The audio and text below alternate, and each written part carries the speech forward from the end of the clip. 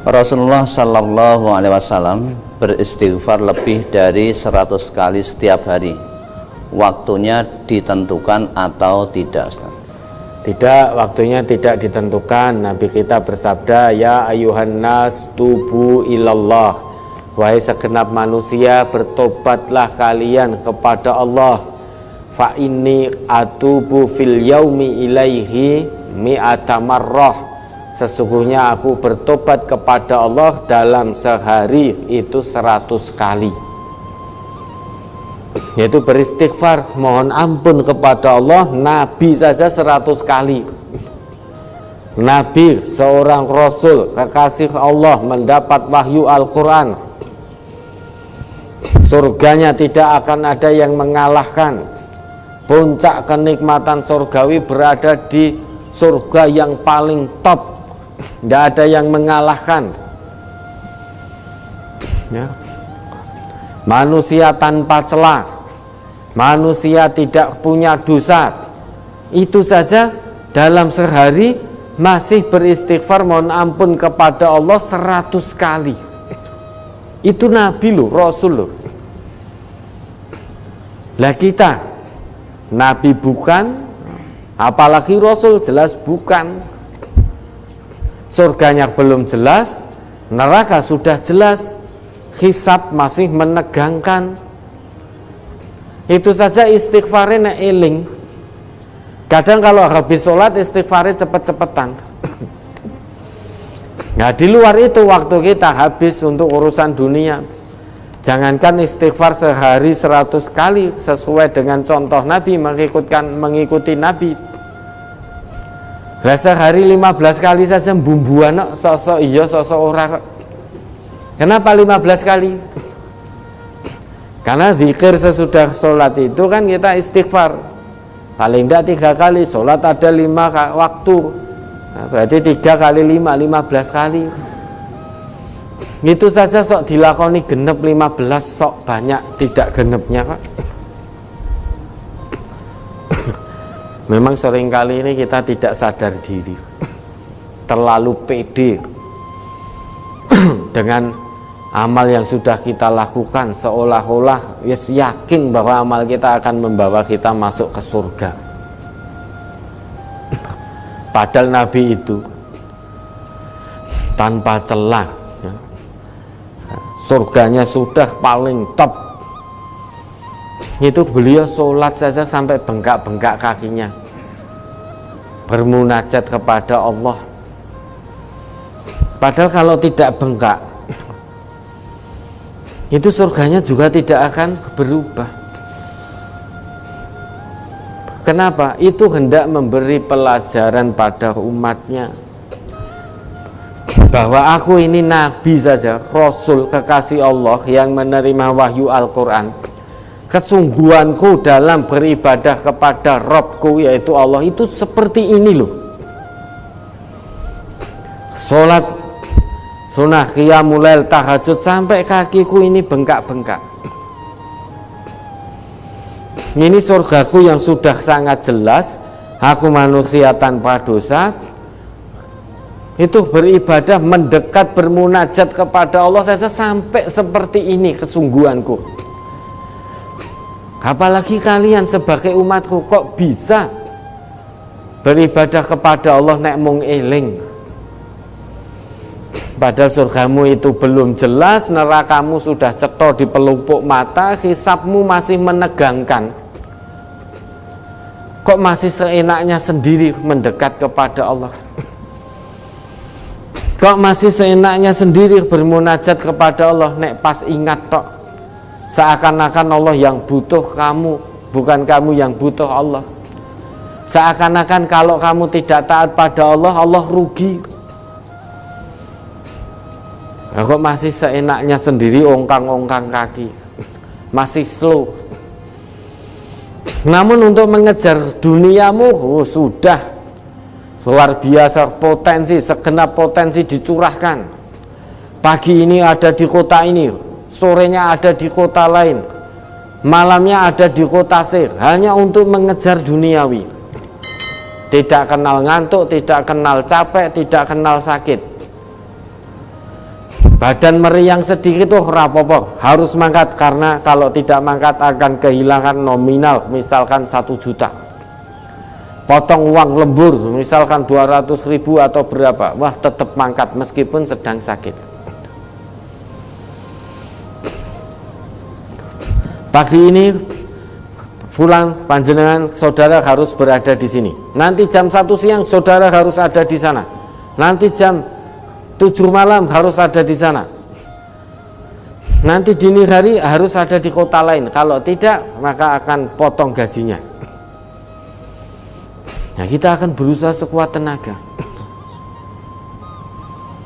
TKT kalau lelah, karena sudah sekian jam bekerja lelah, waduh, nanti siang kalau saya tidak ke sana, saya akan dipotong gaji.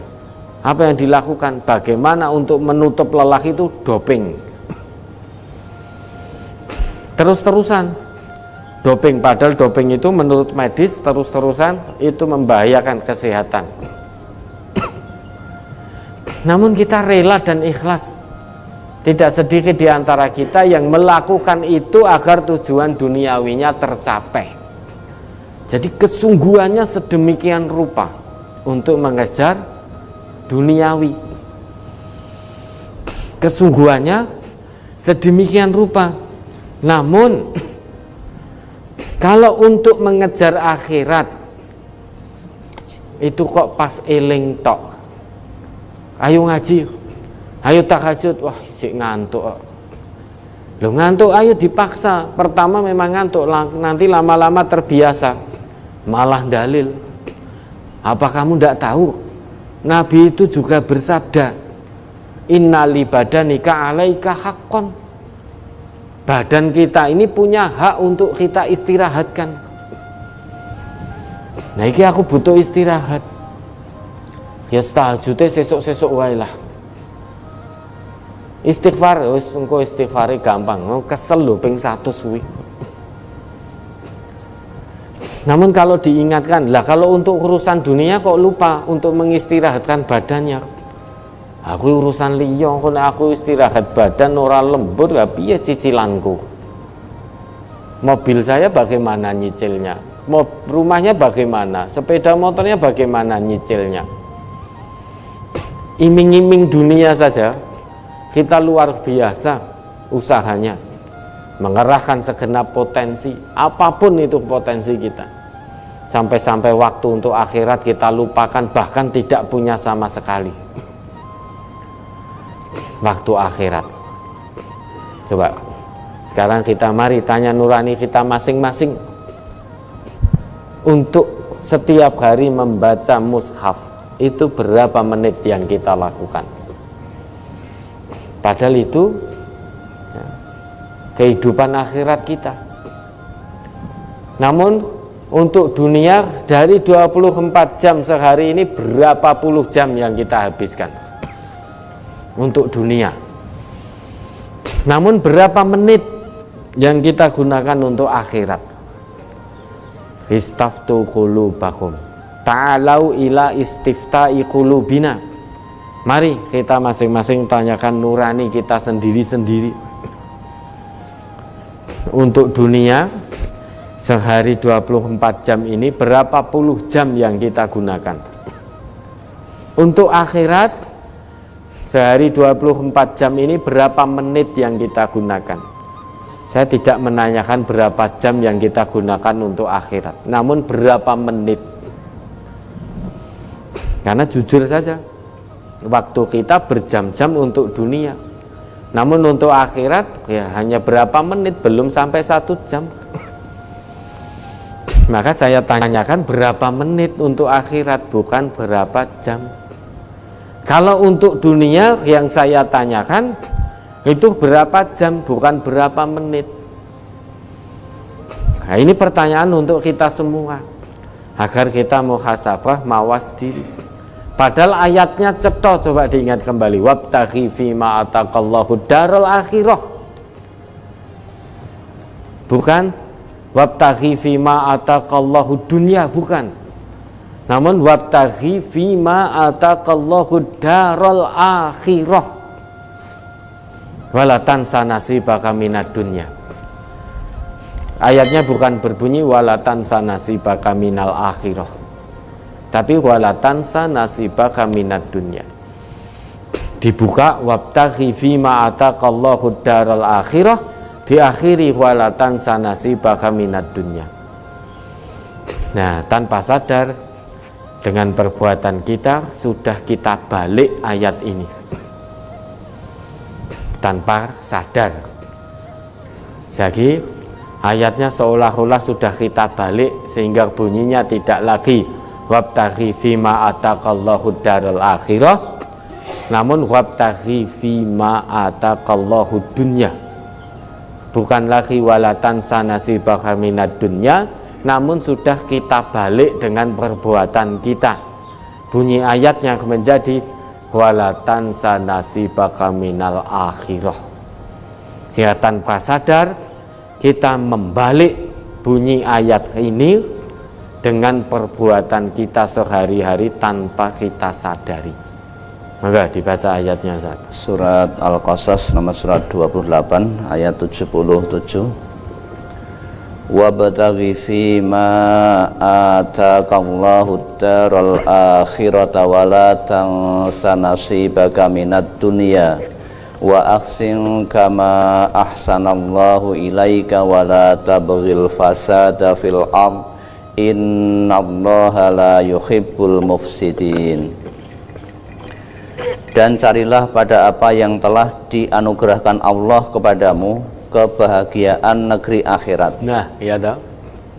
Carilah pada apa yang Allah anugerahkan kepadamu untuk kepentingan akhirat.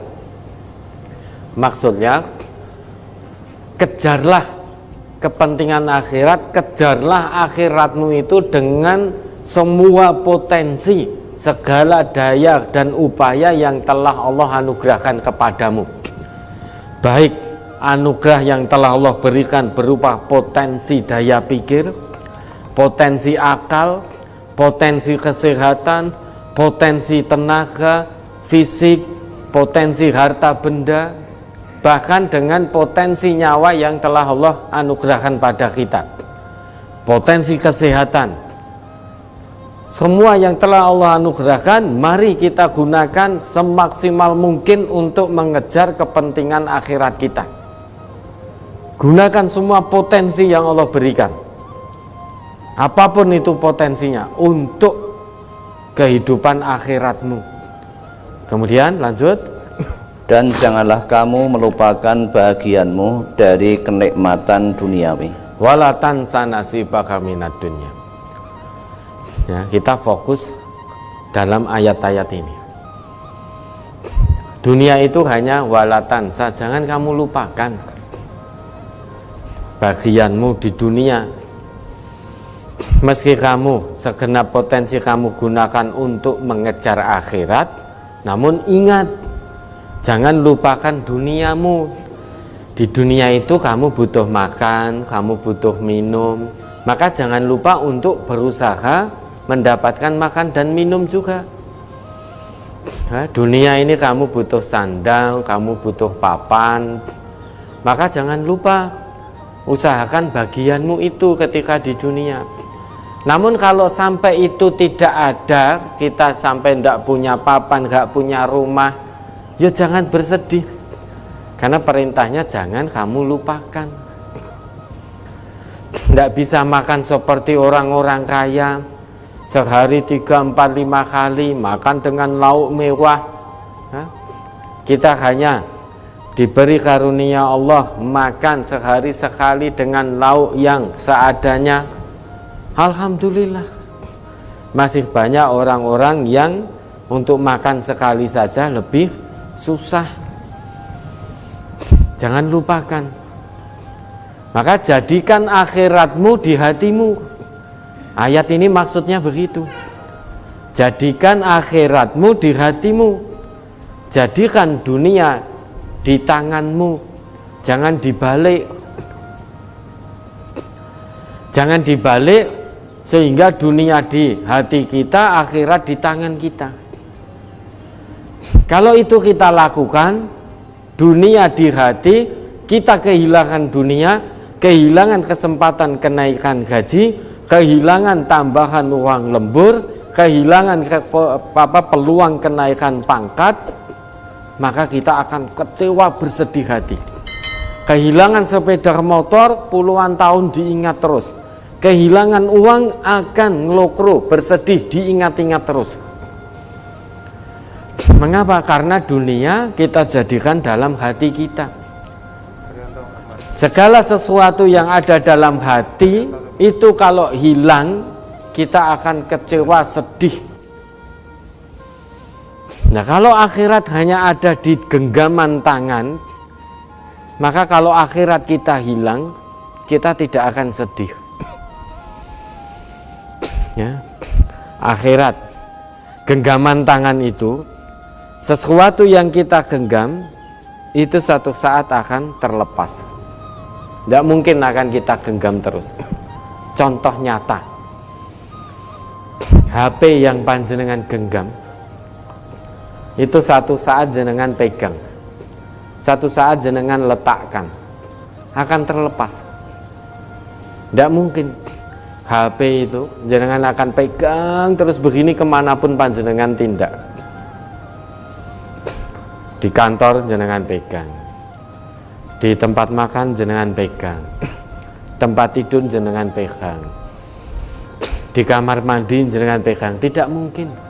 Satu saat sadar atau tidak sadar pasti akan terlepas. Kecuali HP itu jenengan pegang begini, jenengan lakban. Jenengan lakban yang sangat erat, double-double lah, HP itu tetap dalam genggaman panjenengan.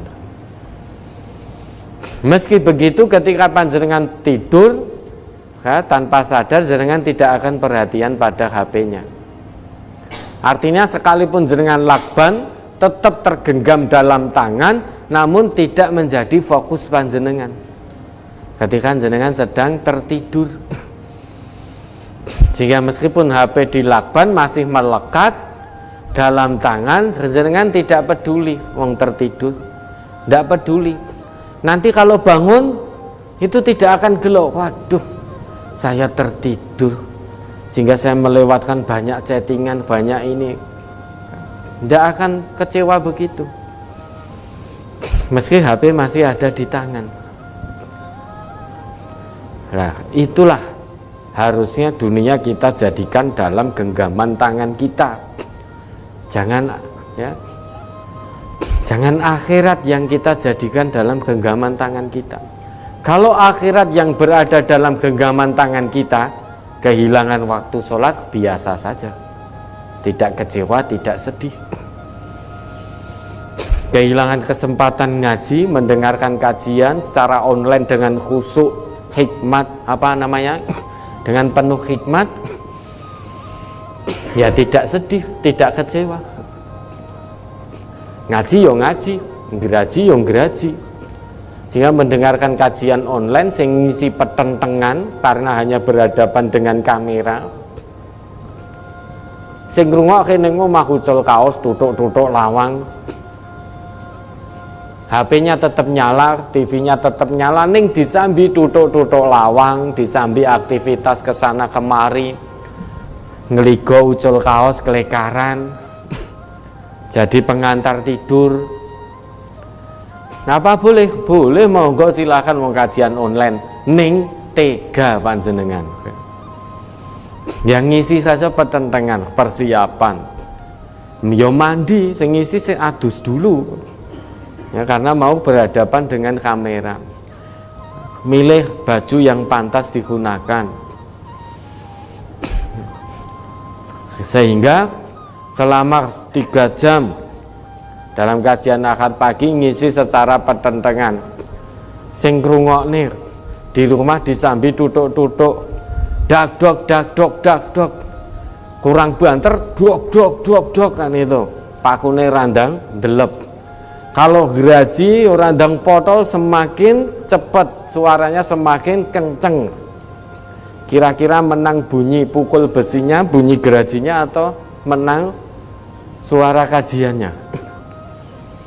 Ya menang gerajine, menang tutuk-tutuk itu. Nah, dari situ maka mari ta'alau ila istifta'i qulubina. Kita tanya nurani kita masing-masing, apakah akhirat sudah di hati kita, dunia di tangan kita, atau jangan-jangan terbalik, selama ini sampai detik ini dunia masih di hati kita, sehingga kalau kita kehilangan dunia kita bersedih hati, akhirat di tangan kita, kalau kita kehilangan kesempatan akhirat sehingga kita tidak merasakan apapun, jangankan sedih, gelo sithike ora. Jangankan sedih, gelo sithike ora. Lah kalau ini yang terjadi, berarti sampai detik ini ayat tadi sudah kita balik sendiri dengan perbuatan kita, sehingga kita tidak sadar ayat yang seharusnya bunyinya wabtaghi fima ataqallahu daral akhirah menjadi wabtaghi fima ataqallahu dunya. Ayat yang awalnya berbunyi wala tansa nasibaka minad dunya, ternyata kita balik tanpa sadar menjadi wala tansa nasibaka minal akhirah. Kalau urusan akhirat wis nek eling wae, nek ora eling ya wis rasah rapopo, tidak gelo, tidak menyesal, tidak kecewa, tidak sedih kehilangan kesempatan akhirat. Namun gelo luar biasa, grantes luar biasa kalau kehilangan kesenangan duniawi. Mengapa? Karena dunia sudah di hati, akhirat ada di dalam genggaman tangan. Nah, mari mulai hari ini kita balik. Nabi saja seorang rasul, manusia agung, manusia sempurna, tanpa celah, tanpa dosa, itu saja kesungguhannya beribadah kepada Allah sampai kaki beliau bengkak. Kesungguhannya untuk mohon ampun kepada Allah minimal 100 kali sehari beliau beristighfar. Padahal beliau itu sudah diampuni oleh Allah dosa-dosanya. Andai kata tidak beristighfar, beliau tetap tidak punya dosa. Lah ini hendak mengajarkan kepada umatnya, aku yang nabi, yang rasul saja seperti ini kesungguhanku. Nah, kamu bukan nabi, bukan rasul, bukan kekasih Allah, kok sak senenge dhewe. Untuk akhirat kok nek eling tok. Lah terus kowe iki sapa kan itu. Kita itu manusia pengennya hidup kaya raya, gitu. Kita inginnya begitu, hidup selamanya, hidup kaya raya, hidup selamanya, mati masuk surga, surganya surga Firdaus. Nah, itu keinginan kita. Neng usaha ke arah sana kalau nek pas ingat saja, nek pas iling. Lah kok gitu mengharapkan surga Firdaus, surga Firdaus. Padahal Nabi saja memberi contoh sedemikian rupa. Maka mari kita berbenah bersama-sama, azamkan pada diri kita masing-masing, pada hati kita masing-masing, mulai detik ini bismillah, hanya mengharap ridha Allah. Jadikan akhirat di hati kita, dunia dalam genggaman tangan kita, kematian di pelupuk mata kita. Mari mulai hari ini, detik ini kita bersama-sama, jadikan akhirat dalam hatimu, dalam hati kita.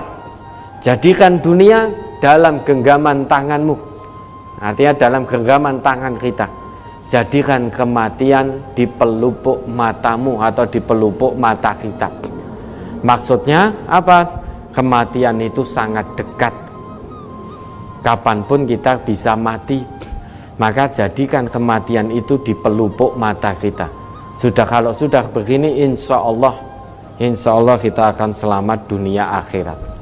Maka mari jadikan akhirat dalam hati kita, dunia dalam genggaman tangan kita, kematian di pelupuk mata kita. Ya, ada lagi.